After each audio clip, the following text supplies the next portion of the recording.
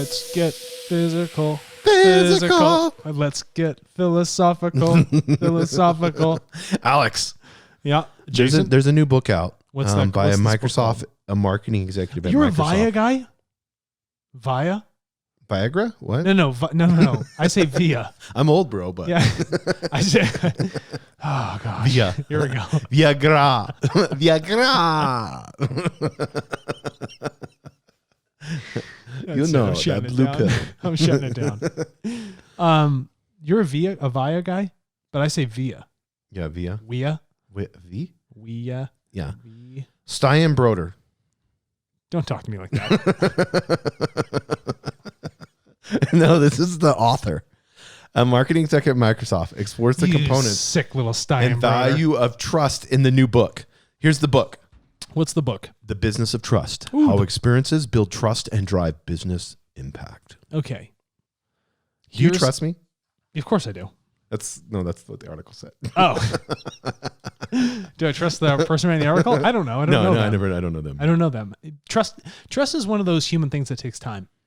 And the second you start being untruthful, trust is gone. Mm-hmm. Okay. So truth is the key driver here. So if you're talking about your decision making, you would hope that the data that is coming into you and your company is truthful. If it's not built upon truth, a foundation of trust, then you're just making decisions off of stuff that is essentially worthless and it's going to lead you down a rabbit hole. But if we're all lying, Mm-hmm. and then we're going to work lying. Don't talk about Facebook like that. Sorry, Mark. But if we're all lying, and then we go to work and we're collectively lying, Mm-hmm.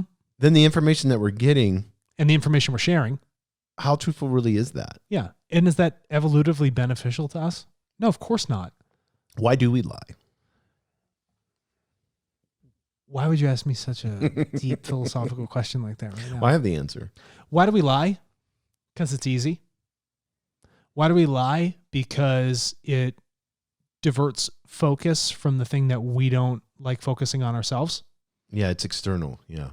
Lying is a very external thing. And there's a validation with it too. Yeah, it lacks a communication with the internal self. And if you don't know the internal self, then you're going to have a hard time being truthful. So if you're just walking around lying, it just tells me that there's a bunch of people that don't know each other and we're making information off of people that don't know who they are. So then how can we know who we are if we're absorbing this information and then acting upon it? I'd rather know what I'm not because that'll lead me closer to the truth. So the foundation of trust is a function of truth. That'll be the thing that drives us forward. And so even when you look at, say, TARTLE data, right? People are incentivized to be more truthful with the information that they share on the TARTLE marketplace. Yeah, they're incentivized and they know it's anonymous. And they know it's anonymous. And what happens when you begin to lie? The companies or the people that are buying your data, they can choose to never purchase from that account ever again. Right. So you're disincentivized to not be truthful. So TARTLE is asking you to take this sort of introspective look of yourself and say, well, where do your values actually reside? And because when you go to share information of truth, then those people can look at it and be like, this is a rich resource built upon truth. That's what this data is found in it. This is something that we can be very actionable about. Yeah, so why trust, not data, has become the most important asset in the modern economy. This is the book excerpt. Data drives the economy, but then the quality of that data is sits on a foundation of trust, right? If I get in a car with you, Jason, I know that, say, the car is our data packet, but the person driving it I have to trust isn't going to kill me. Yes. They know the rules of the road. They are respectful of my life and their interactions with me in this life. So your data, you need to be respectful of that data and the people that are also interacting with your data. If you choose to do so, it's all of us are going to be driving cars off cliffs all day long. Does that metaphor work?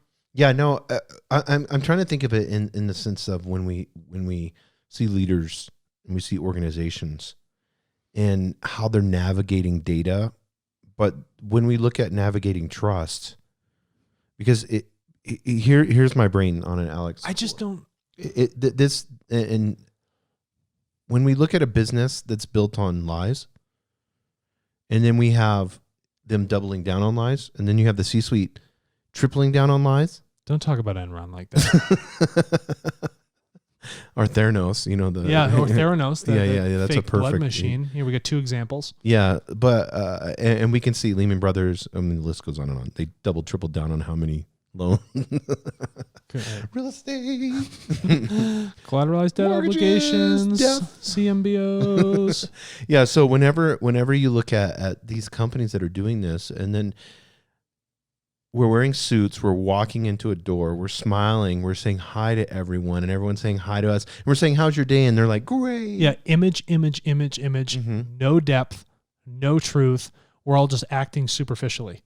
And then we are going to act superficially on the data that is also coming to us. But don't you think because we're living this life of just pure fake? You're not living a life, you're living a lie. Yeah, I posted this. I'm going to get really heavy here. This is going to be good. Is this going to give us the old boot? No, this is really good. Somebody wrote this. What fascinates me is that hardly anyone is wondering what we're actually doing on this planet. Most accepted the work, eat, entertainment, sleep cycle as life and have no desire for a deeper understanding of our purpose in this universe. How many times have we talked about materialism? Yes. It's a cause for a lot of these other things Our here. big 7, so yeah. How could that be? Let me ask you something. How could materialism be the solve in the true purpose of humanity if it's the thing that's actually crippling humanity? Riddle me that logic. Mm-hmm. No, that makes sense. Yeah. Do I need to say anything else? Yeah. Enough said. Right? So there's something more. There has to be more depth that we need to focus and involve ourselves with. All right? And if that depth is a function of truth and sharing that truth is a function of data, that needs to be that focus. That forces all of us, our companies, people interact with those companies, people that support those companies, to be introspective into ourselves and what is of real value. Our future, our understanding of this world and the human beings that are within it, ourselves and our other selves, are completely dependent on trust. Knowing that somebody else will look at me in a non-dogmatic, non-judgmental sense and accept me for what I am, and they will be open and willing to listen to the truthful information I'm going to share, because by me not sharing truthful information, I don't want to step on someone's toes. This is who I really am. This is how I truly think. This is what really matters. This is where the truth is. But when you lie, people can't learn from one another. There's no learning that happens. It's a de-evolutive process for us in humanity. Trust is going to be fundamental to that, but that requires an internal growth, a huge internal growth in consciousness and understanding of our place in relation to others and this planet. Yeah, he wrote this in the book. Nurturing trust is a constant endeavor, yet one that can be derailed in the fraction of a second. This is especially true in the digital age, where social platforms act as catalysts for spreading information, and search engines are permanent collective memory. Yeah, so you have permanent collective memory, and then you have 30% of tweets are about people complaining, or what are the statistics? It's on that second page down there. Do you see it anywhere? What did he say? 85% tell others about their experiences. 33.5% use social media to complain about their experiences. 20% comment directly on the retailer's website. Okay, so 80% of people say, here's my experience. I'll share it. Here's photos, whatever. Right. Then someone will come in, well, what's your flavor of that experience? Either I hated it or I really enjoyed it. And then the other people are like, I'm going to go direct to the person that ruined my experience and let them know. Great. Why is it that direct communication is the absolute last thing? Why is it that we have to be so indirect and beat around the bush? It's, not just being direct about it lacks it's the less truthful, less evolutive response. Yeah, and they talk about, he talks about in the book Techlash, which is a term coined by The Economist magazine, great magazine, by the way, I read it, about this negative reaction or backlash against the largest technology companies. And we had, Russia, social media platforms, 2016 elections, Cambridge Analytica, misused Facebook data for political purpose. We had Google investigative antitrust profits violations. First. Right. You pushed away morals and ethics, and you lost people's trust. Why? Because you put profits before people. That's where you went wrong. You did not respect people for who they were. You went through a process of lying about how much you care about their data and how much you protect it, and used it solely for your benefit. You think you're going to get trust from that? Let's think about a function of human nature, okay? You can do 99% of the things right in your life, but when you do one thing wrong, that 1%, people typically, they magnify it. Do they not? People are not very lenient about mistakes. So people don't want to be truthful. Right. You know, people are like, we're going to get hammered, even though we've been doing everything right, but we did one little thing wrong. That could just cripple all the years of work that you've put into building trust with people. You know, there has to be flexibility. There has to be truth sharing, and there has to be understanding. We have to be understanding and we have to be truthful at the same time. Otherwise, no trust will ever exist. Yeah, and he talked about how Levi's, Ben and Jerry's, the North Face, which I love, Ford Motor Company, Unilever, Verizon, Coca-Cola, Starbucks, Microsoft, Disney, all these monster companies, begin to spend less with Facebook. $30 million less than July over year. What did you just do? Even for Facebook, that's a significant hit to the bottom line. It is, of course it is. And Jason, you just said, I love North Face. Right. On a social media thing, you're part of that 30%er. Yes. You actually didn't go to their website. You did it secondhand right here. Mm-hmm. Yeah. I'm not making a bad example. I'm just making an example of that statistic right now that just happened. Yeah. No, and it's 100%. And they said this, when you examine, I want you to listen to this, when you examine the cause of techlash, it can be traced back to one thing. So he's narrowing it down to I like one this thing. a lot. Very deductive. The proliferation of data. Yeah. He said one thing. Yep. Because as data became the proliferation, the amount of sharing, how this thing was collected and stored and then abused, this tool, data, opened up the floodgates for people to say, well, do I want to use this sword or this tool for good? Right. Or I'd want to use it for bad. And we've seen that there's been a backlash because people have chosen to use it for bad rather than the more ethical, moral approach that they should have taken in the beginning. Yeah, and he doesn't like that, and we've done podcasts on this where data is the new oil. He says that's too deceptively simple. And I like listen to this. While true that data, like oil, powers much of the technology we use today, unlike oil, it is more susceptible to misuse by bad actors. Of course it is. It's more fungible. Mm-hmm. Oil, I have to literally move it around in a huge drum, transport all this other stuff. I can move data across the globe at the speed of light or close to it. Right. Okay? That's the difference. Fungibility, flexibility, its ability to adapt. Oil does one thing. Lubricates. That's all it does. It's a lubricant. That's all it's good for. And if you're burning it, you're that's a problem. But that's the focus here. So when you look at that proliferation of data and you say, yeah, data is the new oil, we say data is the new gold. Right. Because gold is a real asset. Oil is a commodity. Mm-hmm. It's not a commodity. It has more than that. And data is way too variable in its depth, granularity, truth factor, all these different things that define it characteristically as something that is really more than just what you would call it being a new oil. Oil is oil. Mm-hmm. It is a lubricant. Yes. Data is an infinite number of things in all sizes, shapes, and forms. Yeah, which we love. He talks about first-party data, and he says this, first-party data stays with the company. Because he says, no company would sell their first-party data to a competitor, So first-party data stays with the company where it was generated. And if used appropriately, notice that word, this data ultimately benefits the consumer in the form of personalization. This then helps to build trust. Okay, so he's saying if a company's collecting all the data and they don't sell it to third parties or share it, that the company can then, in a roundabout process, benefit the user. Yeah, and he says why trust. Can't they? Okay, why does the company not trust people to manage the data themselves? The hell? What do you got to manage it for? Why do you want that liability? Remove it. Put that in the hands of the people and then collect it directly from them because you trust them. And then they're going to trust that you manage it properly. And then go back to them with information where they saw how it was collected and what was collected to deliver them something. Now you have a full life cycle approach of truth driven through data that's beneficial to both parties. Rather than say, we'll hold it as a centralized effort, we won't sell it, but we'll deliver something good for you out of it. I'm going to contend with that author right there. Yeah, and he says trust is the currency and experiences are how we transact trust. So how do brands build up their trust banks? Trust banks. Through delivering meaningful and memorable experience with lasting impact. People will give you their trust if you give them the right experiences. And leaders need to be thinking about every possible experience. Every interaction is an opportunity. Experience does not give people trust. Trust, for one, receives trust from the other. It's like for like here. Yeah. It's not some sort, oh, you've delivered me an experience I like. I trust you. That's a bunch of crap. No. I trust you in your data. You trust me in the handling of your data. Now we have a relationship built on trust, not where one person trusts and the other person just gets an experience.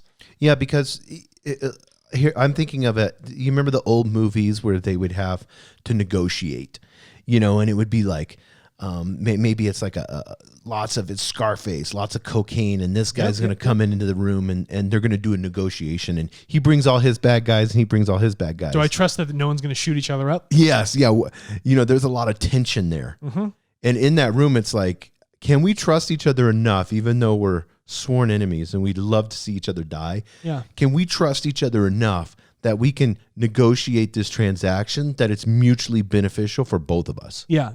To what me this sounds like, we don't actually trust the other party. And the experience around that, they could be in a mansion in Miami, because I'm picturing Scarface. I'm seeing it. With their Panama, and it's got the painted background. You remember with like the palm trees in the sunset? Yeah.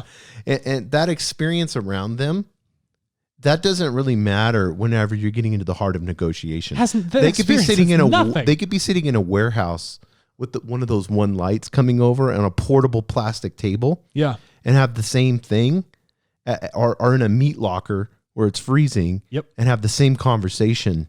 So wherever they're at in that experience, it doesn't matter. It's how are both parties feeling, because it's all about feelings when it comes to negotiation. How are both parties feeling towards this? Am I feeling like when I'm going to get hostile is when I feel you're taking advantage of me and you're disrespecting me? So how do then we look at the feeling of the negotiation between me giving you my data and you using it? Yes.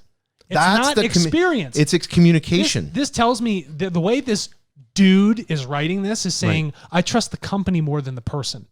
You think people are that dumb that you only need to deliver an experience and you don't need to have mutual trust? Mutual trust is key. The way that it's described lacks balance. If a system lacks balance, it will fail. Yeah, you're putting too much into the company and brand loyalty. People nowadays, and you're in my neck of the woods now. People nowadays will switch brands so quickly. Yeah, they'll do it. They'll do it they'll faster than now. You can shake a stick. Experience will cause that. Experience will cause them to switch brands. Yeah, I mean, and it may not be because they don't trust you. Yeah, it's just like, this delivers a better experience. Yes. That's all. Yeah, he said this is really cool. The willingness to trust others is built into our DNA. Working together has always been key to the survival of our species. Having faith in one another is in the best interests of both the individual and the collective. Do not use the word faith. Faith is a function of belief. Yes. Belief says, I do not have the facts. Yes. I don't want to sit here in a system and believe that people are going to do the right thing. I want to know people are going to do the right thing. Well, I mean, we have number 6 on our big 7 is government and corporate transparency. So if I'm believing that a government or corporate identity is going to be transparent and they're not clearly articulating that. How many times have we been slapped in the face with that? Yeah. Believing it. Yeah. I want to know for a fact. Where everybody got together. If I know how you're going to use my data and how you want to collect it, and I know that I have the power to relinquish it and control it when I choose to do so, now we can build a platform of trust because there's transparency, there's education, there's knowledge. Right. There's no guesswork. There's no faith.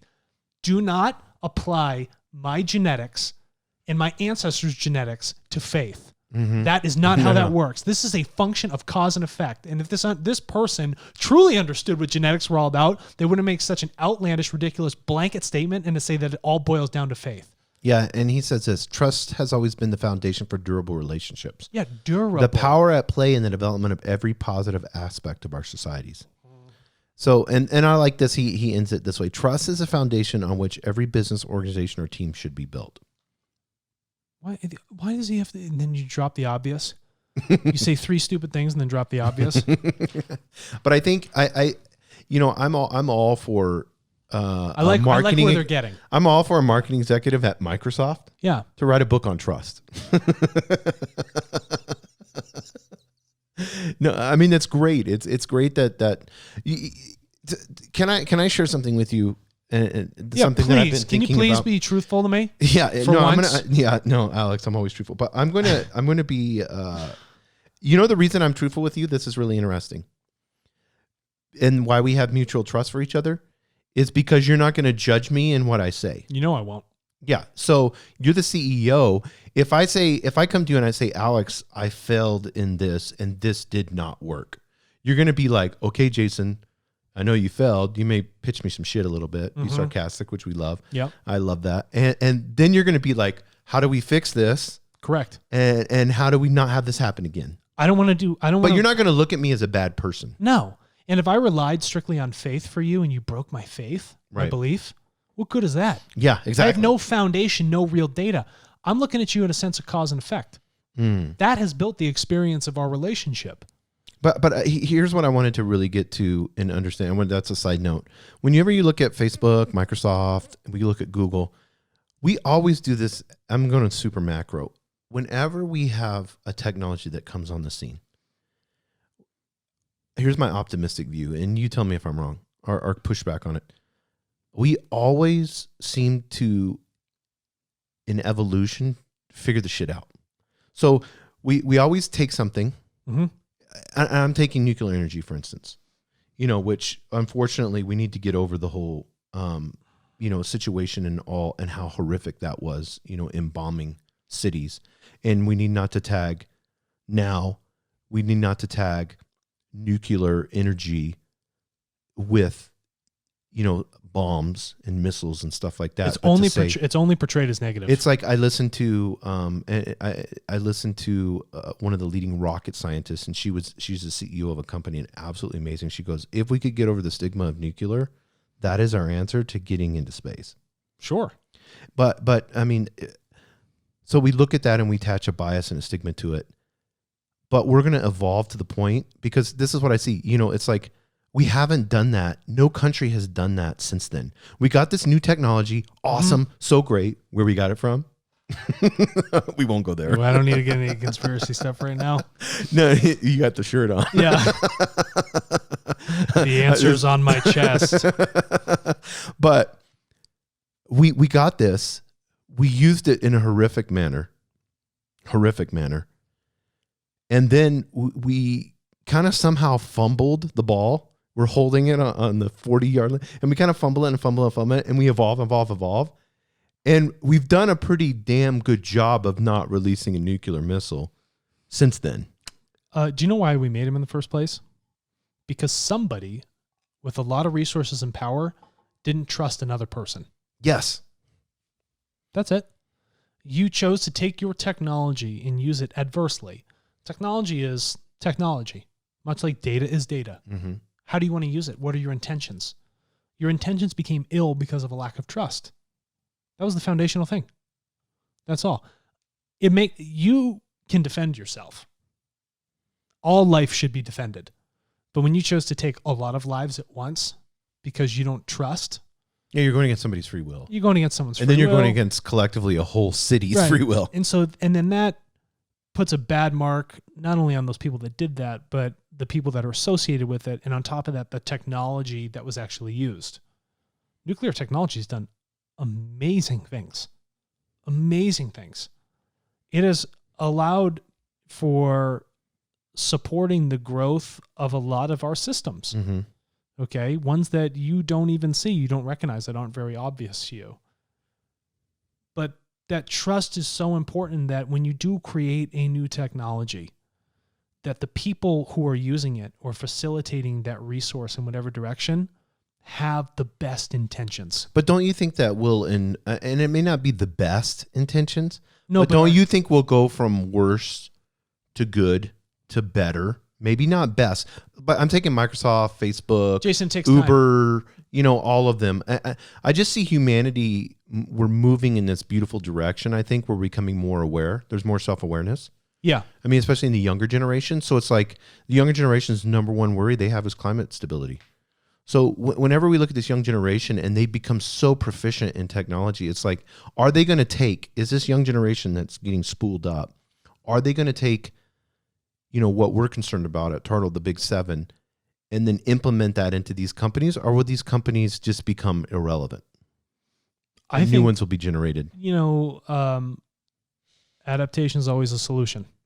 That's what yes, exactly. If these larger firms do not adapt with great flexibility to the change in humans, generation by generation, you will cease to exist. That's it. And then the greater, more pronounced egalitarian, humanitarian values of these newer generations will flourish.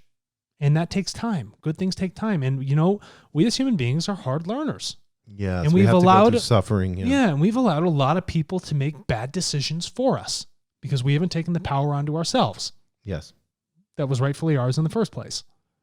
So we need to wake up as individuals and as a collective and fix it. Yeah. Are you going to let that government agency, let that corporation take your power from you and use it for profits? Or are you going to go to tartle.co, TRTLE.co, sign up and take your power back? Yeah. Are we going to share in that together in shared decision making?